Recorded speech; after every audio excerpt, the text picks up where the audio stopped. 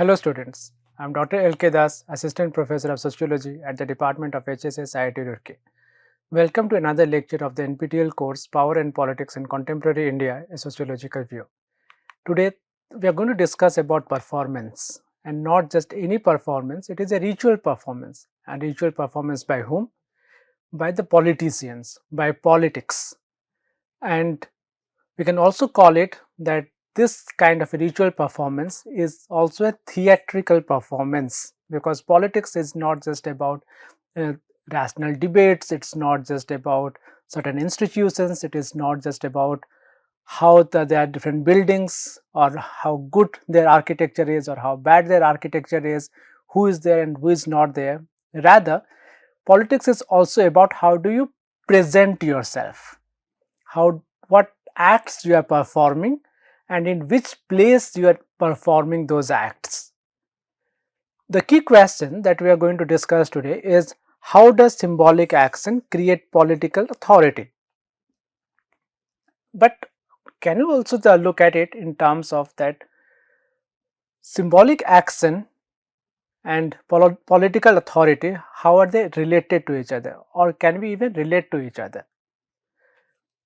If there is something called symbolic action, there is something called politics, there is a third called authority. Now, as if you remember, we had discussed previously that authority is legitimate power. Political authority means legitimate political power. So, legitimacy itself can be understood in terms of performance. You are performing certain acts for the public so that your legitimacy gets reproduced again and again. This can be done through certain repetitive rituals as well as certain symbols. Now, how do we define political ritual and symbolism? Lewis argues that political rituals are most often than not structured and repetitive acts of conveying power and meaning. Think about our national holidays. When you in any town or any village that you are living in, the day we have Republic Day or the day we have Independence Day, what are the kind of music that people play either in their houses or in the public arena? Think about the kind of clothes we wear. Think about how people speak to each other, and also think about how a certain pattern is followed year after year in terms of repetition of a structured choreographed activity. I am using choreographed because each one of them is rehearsed for almost like a month and many places for more than a month. Something that happens in Delhi at Red Fort, something that happens on Rajpath, or which has now been renamed as Kartavya Path. The arrival of dignitaries, the arrival of the president, the arrival of the prime minister, who is going to unfurl the national flag, who is going to deliver a speech, and how they are delivering those speeches. Everything is choreographed to the minutest details. The other choreography is also related to the ritualization of something. Ritualization means that we expect it becomes natural for us to believe that if this is the particular day, then these are the set of items that are going to be followed and in this sequence only.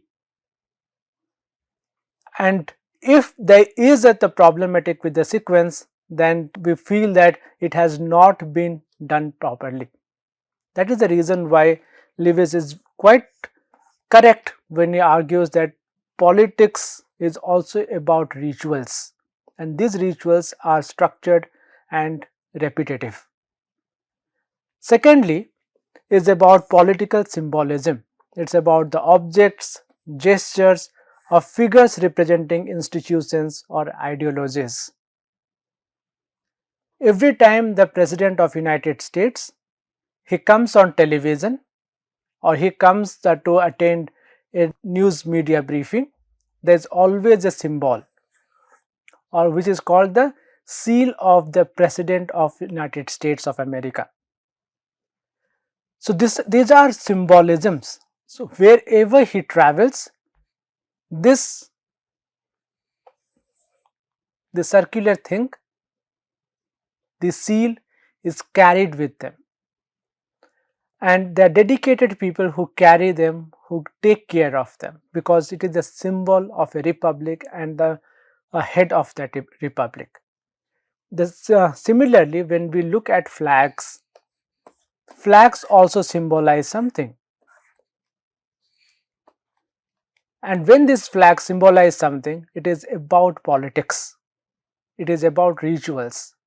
The gestures, when somebody is saluting, or when somebody is bowing down to somebody who is a higher authority, or when they shake hands. Politicians shake hands in a different manner than general public. Also, when they go and hug somebody, each one of them has significant and specific meanings. And in political sociology, we have to look at, or we got to look at the symbolisms that are constructed, because these symbolisms are not natural, they are not forever here, but every generation or every period we construct it.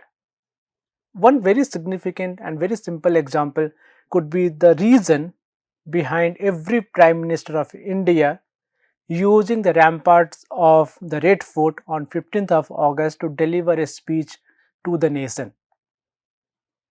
Now, there has been a lot of discussion as to why it is being done. Is it being done because Nehru started it, or there is some other kind of the sanctimonious symbolism that are associated with it? Is it because Red Fort represents the actual seat of power? So, the Red Fort was the place from where the Mughal emperors ruled this country or this land. That is the place from where the British ruled. That is the reason why they constructed such fortified cantonments inside Red Fort. And in the post-independence period, when Nehru stood on the ramparts and delivered his speech, it was to declare to the entire world that now no divine right of a king is going to rule over this country. Rather, we the people, and I as a representative of this republic, of this people, is going to come to this place every single year and address my fellow nation and address the people of this nation as one or the first among the equals. So these are very significant and powerful symbols. Certain Vidhan Sabhas in India are constructed or designed in the image of palaces. So one of the most beautiful buildings constructed in the post-independence period as Vidhan Sabha is that of Karnataka Vidhan Saudha. Go and look at that image. It looks like a grand palace, but it is not a palace. No, the hereditary king is going to sit there and rule over the state. Rather, it's the elected representatives who go and sit there, because the real power remains there. So that is the reason why political symbolism is extremely significant in politics and in gaining legitimacy. Imagine a year in which the Prime Minister of India on 15th of August does not go and deliver his lecture or does not deliver his speech from the ramparts of the Red Fort, and in his place or in her place the president does it. I am not even talking about someone else, the president does it. That will be unthinkable in the way we have imagined about political symbolism, about political institutions. Irrespective of whatever systems we have, that is what we follow. So they also create certain kinds of interpretations, and these interpretations could be ambiguous, these interpretations could be cohesive. And we as onlookers, we as consumers of these symbolisms need to see how this political communication is being done and what is it symbolizing. The classical sociologists look at it in terms of the religious beliefs and religious practices in which the society is worshipping itself. That's a funny kind of interpretation, right? That why would society worship itself? But he argues that that is exactly what is being done, because society is not 1 plus 1 equals to 2. Society could be 5, society could be 6, or society could be entirely different thing, because society is not dependent on the individual members. So what society is being, what the population of people are doing is that they are giving a more significant power, more significant role to the society, which is not just a summation of a few. So the rituals are again about what are sacred and what are religious, as we had discussed in the previous class. So the sacred and profane keeps doing it, what you can do, what you cannot do, and how you can do it. So the rituals in a way are emblems or visible emblems of the collective conscience or collective effervescence. But he doesn't speak much about the statecraft, so let us not spend too much time here. Rather, let us go to the religions as well as coronations, national holidays, war memorials, secular, political, so on and so forth, kind of rituals that are being created in order to make symbolisms, in order to create solidarities. So solidarity is what Durkheim is interested in. He is not interested in the nitty-gritty of how politics is being played out. He is more interested in knowing what are the different ways through which solidarity is being created in any particular domain, in any particular society, or in any particular community. So if there is a process of war, the creation of war memorials or creation of national holidays, that means are they inducing solidarity, or are they breaking this solidarity? If this solidarity is being made, then in whose image these solidarities are being made? Are these solidarities the natural in a process that they have no other way to look at their own societies except for the solidarities of mass kind of imagination, or it is a form of social contract in which, because the society is so complex, so we have to create certain civil religions, certain ceremonies, certain national holidays, war memorials in order to manage this population, in order to create this population imagine about what they are, what was their past, what is their present, and what is their future. So when something becomes like a cult, it is also about the construction of solidarities. So nations and nation states or secular rituals could also be understood as civil cults rather than just religion. But most often than not, the processes that are followed are taken from religious practices. Imagine a king through the process of coronation. Why is he taken through the set of rituals like it is done for an idol inside a temple or inside a church or inside any of these religious bodies? It is because the civil cults are again taking their inspiration from religion. So religion and civil, they are here in dialogue with each other. Weber, on the other hand, when speaking about charismatic authority, it's all about ritual performance. because when they are not engaged in this ritual performance, then legitimacy cannot be created. And one of the key figures in the Indian context was Mahatma Gandhi. He was a charismatic person, he had charismatic authority, but all the rituals that he followed, think about it. First, the dress he wore, the language he spoke in, his day-to-day activities, the kind of people he spoke to, the kind of people he moved around with, his theatrical practice of going to a ritual Haim Sabha every day in the evening is part of that, because it is that he is following the 1, 2, 3, 4, 5, 6, whatever number of rituals he is supposed to follow in each and every day. This creates an obedient and loyal follower, and then these obedient and loyal followers create spectacles for the legitimation of the person's authority. He never had parades, correct? But whenever he was out there, people followed him. So he had a different way of imagining about performance and legitimation of his own role as the greatest leader of Indian freedom movement. So charismatic authority is built on this ritualization of practices.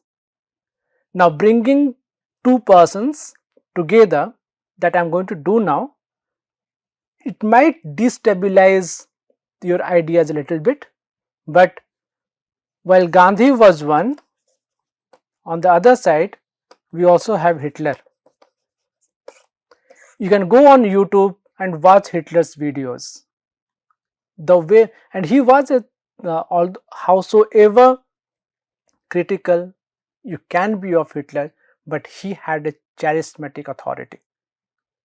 And this charisma was translated into the way he would lead inaugurations, parades, so on and so forth, to showcase his power, in which hundreds of thousands of people would attend in order to pay their obeisance to this individual, to the ideology that he was propagating. And he used those spectacles, particularly that in Nuremberg, to show to the entire world how legitimate his authority was, and how he can mobilize the entire German nation to stand behind him, to follow his orders, to do anything that he wants to do, to the extent of exterminating or the mass killing of millions of Jews, millions of gays, Romas, the infirms, as well as other kind of groups. It was a collective participation of the population, not one individual, two individuals, but this entire population. So it was again part of legitimation of his authority and the performances that he has created. Now it's a very interesting topic. Unfortunately, we do not have enough time to deal or go to this topic in its detail. Otherwise, I'll have to create a new course in itself. So there are other scholars who went on to argue that these performances and these rituals get embodied in the social order through a process called socialization or habitus, because when it is done again and again and again and again and again in specific institutions, in specific places, then it becomes part of our body, our social body, or of our subconscious mind. As I said before, what happens on the day of the Republic Day or on the day of Independence Day? Early in the morning, all the sound systems around, they start blaring those Deshbhakti songs. And if they're not playing, we feel there's something odd. Now that we have access to our mobile phones or our laptops or computers, we start playing them, because since our childhood we have always listened to those songs being played, whether in our schools, at our homes, in our neighborhoods, or anywhere. So it's deeply ingrained in our psyche. And very interestingly, in the past 77 years of our independence, we are still playing the songs that were created and recorded in the 1950s and 1960s, except the one or two songs that have come up in the last decade or something. It's also because the sense of a new India, the sense of an India which is looking at its future, looking at the bright future of what India can become through industrialization, through the school education, through university education, through different kind of modernist practices, is a very powerful marker of politics, because this politics tells us that we are part of it and we will create something powerful for ourselves. We are no longer subjugated by an external force. It's a very positive sign. It's a very positive ritual and very positive performance, to an extent that without these songs, it is simply not acceptable to us that our Independence Day or our Republic Day has gone. Even if we do not attain, we have become old, we do not go and attain specific functions physically, but they are being it is being practiced, it is being performed in our own minds. Schools repeat it every single year. Prisons also repeat it every single year. So this is also a form through which disciplinary practices are ingrained in our psyche. The disciplinary practices and rituals are being reshaping our body and our body politic. So in an essence, rituals are both positive, rituals are both as well as negative. Why is that so? Certain rituals are conditioned by power. We should be shared belief, legitimacy, and, as I said, reputation. It is field specifying, meaning it can differ across social domains. Not everybody celebrates Republic Day and Independence Day as same, right? For some, Independence Day was not exactly Independence Day. It is a continuation of the subservience as well as continuation of the marginality that they had experienced in the pre-independence period.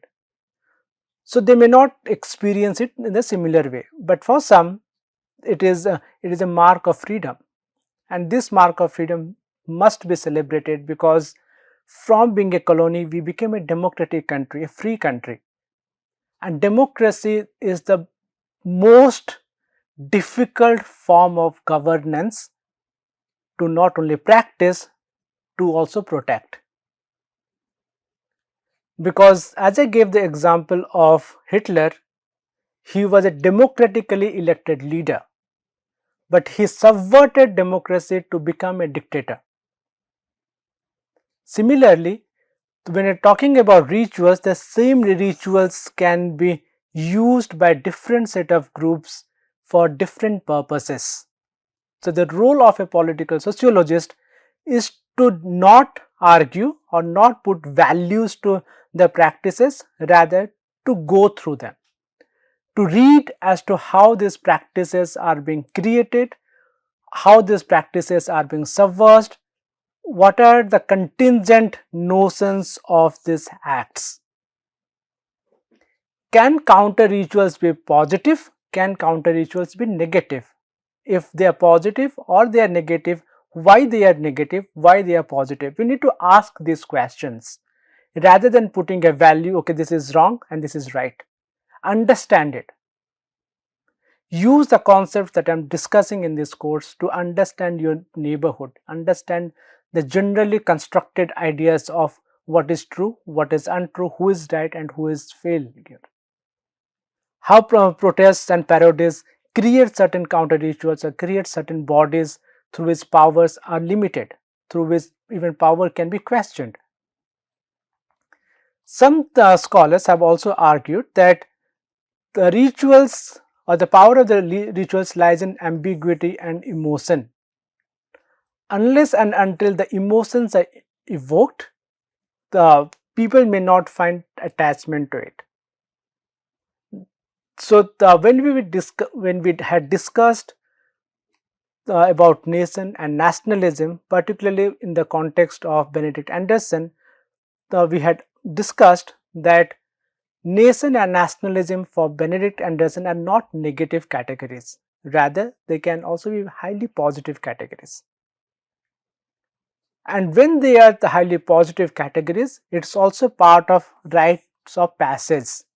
Whether we are accepting some of these emotions or we are not accepting some of these emotions. If we are accepting some of these emotions, in what language are we accepting? If not accepting, then in what language we are not accepting? Now there is a problem with this creation. According to Sanjay Baruah, India is a formally federal but actually centralized nation, in which all the state rituals like parades, flag hosting, so on and so forth, project unity amid inequality. So this is happening at the surface level, whereas underneath of it there is immense social, political and economic inequalities. So what it also does is that in an effect it masks the structural discontents that are there, particularly through these repeated ceremonies. And national symbols are many times used to delegitimize as well as re-legitimate certain kind of statist authorities. But he also argues that despite all the repeated ceremonies, there are social groups who create a subverted form of their own ceremonies, their own reputations, their own symbols of legitimacy. And the role of an Indian state or role of the Indian state is to go through these rituals of the other side of the fence and see why some of these dissents are emerging. Is it to overthrow the Indian state and create an alternate Indian state in its own image, or to get some kind of liberties, some kind of leverages within the same structure or existing structure of Indian state?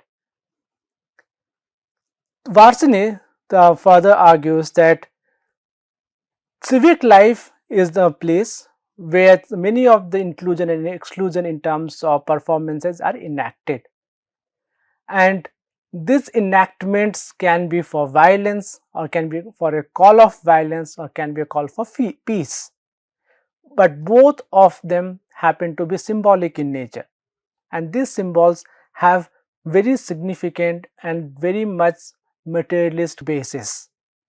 So we in an effect have to understand both of them in order to look at the moral texture of civic life, and that's when we understand symbolisms, and that is when we understand the different nuances of society.